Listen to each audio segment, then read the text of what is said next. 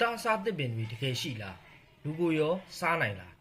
မင်္ဂလာပါခင်ဗျဒီနေ့လေးမှာတော့လူအများစိတ်ဝင်စားကြတဲ့တားစားတစ်ပင်များအကြောင်းကိုသိပ္ပံနည်းကျကျရှင်းပြပေးသွားမှာဖြစ်ပါတယ်ပုံမြင်တွေကလူကိုဖန်ဆားတတ်တဲ့တစ်ပင်တွေရှိလားဆိုတာအဆုံးထိကြည့်ရင်သိနိုင်ပါတယ်ခင်ဗျနောက်ပြီးဒီထဲမှာပါတဲ့အရှို့တစ်ပင်တွေဟာမြန်မာနိုင်ငံရဲ့အရှို့ဒေသတွေမှာပေါက်ရောက်ကြတာကြောင့်ဆုံးထိကြည့်ပေးဖို့တောင်းဆိုပါတယ်ခင်ဗျတားစားတစ်ပင်ဆိုတာဘာလဲတားစားတစ်ပင်ဆိုတာပိုးမွားတွေကိုဖမ်းယူပြီးအာဟာရရယူနိုင်တဲ့တစ်ပင်မျိုးစားများဖြစ်ပါတယ်။အဓိကအားဖြင့်မြေဆီလွှာမကောင်းတဲ့နေရာတွေမှာပေါက်ကြပြီးနိုင်ထရိုဂျင်လိုအာဟာရကိုပိုးမွားတွေကိုဖမ်းဆီးပြီးရယူကြတာပါ။နံပါတ်1 Peanut Flying Trap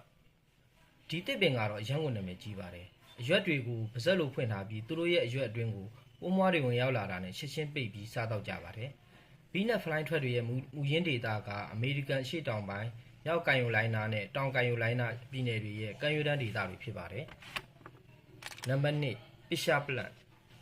ဒီတစ်ပင်ကတော့မြေဥပုံစံရှိပြီးအတွင်းမှာအစာရှည်ဖြတ်နိုင်တဲ့အရည်တွေရှိပါတယ်။အဆိုပါဥပုံစံအရွက်ထဲဝင်ရောက်သွားတဲ့ပိုးမွားတွေကိုပြန်မထွက်နိုင်အောင်ရှည်ဖြတ်စားတော့ကြတာဖြစ်ပါတယ်။ Pisha Plant အပင်တွေကိုတော့မြန်မာနိုင်ငံရဲ့အရှို့ဒေသတွေပါဝင်အရှေ့တောင်အာရှနိုင်ငံများအိန္ဒိယ၊သီရိလင်္ကာ၊အမေရိကတိုက်၊ဩစတြေးလျတိုက်တို့မှာတွေ့ရနိုင်ပါတယ်ခင်ဗျ။နံပါတ်3စန်ဒူဒီရွက်တွေမှာကော်လိုကတ်တတ်တဲ့ရေတွေပါရှိတဲ့ဒီပင်ဟာပိုးမွားတွေလာရောက်ကတ်တွေမိတဲ့အခါလှုပ်မရတော့အောင်ဖမ်းယူပြီးစားတော့ပစ်တတ်ပါတယ်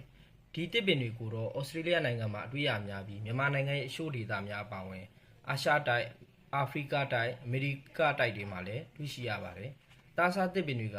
လူတွေကိုရောစားနိုင်လားအဖြေကတော့မစားနိုင်ပါဘူးလူတွေကိုစားနိုင်တယ်ဆိုတာပုံမြင်ရုပ်ရှင်တွေကစိတ်ကူးရင်မှုတာဖြစ်ပါတယ်တားစားတစ်ပင်တွေဟာသေးငယ်တဲ့ပိုးမွားလေးတွေကိုသာဖမ်းယူစားတော့နိုင်ကြပါတယ်တကယ်တော့တားစားတစ်ပင်တွေဟာအကြောင်းမဲ့ပိုးမွားတွေကိုဖမ်းယူစားတော့နေကြတာမဟုတ်ပါဘူးသူတို့ပေါက်ရောက်တဲ့ဒေသတွေဟာမြေဆီလွှာအားနည်းကြလို့အသက်ရှင်ဖို့အတွက်အာဟာရလိုအပ်ချက်အရအခုလိုဖမ်းယူစားတော့ကြတာဖြစ်ပါတယ်ဒီဗီဒီယိုလေးကိုကြိုက်နှစ်သက်တယ်ဆိုရင်တော့နောက်ဗီဒီယိုတွေလက်မလွတ်ရအောင် like subscribe လုပ်သွားကြပါအောင်ခင်ဗျအဆုံးထိကြည့်သွားလို့ပရိသတ်တယောက်ချင်းစီကိုကျေးဇူးအထူးတင်ရှိပါတယ်ခင်ဗျ